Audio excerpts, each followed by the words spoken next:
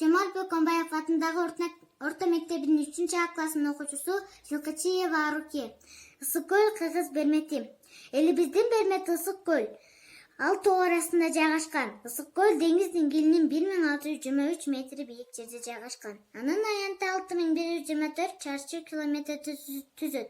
Узундугу 182 километрге чейин жетсе, туурасы 60 километрге барабар.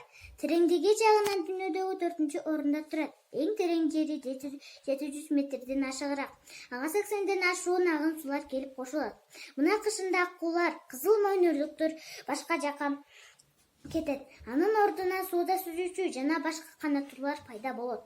Ысык көлгө 16 куштун түрү учуп келет. Ысык көл эс алчу жайда да башка туризмдин борбору.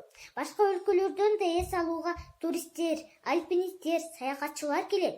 Алар да ысык көлүбүзгө абдан суктанышат.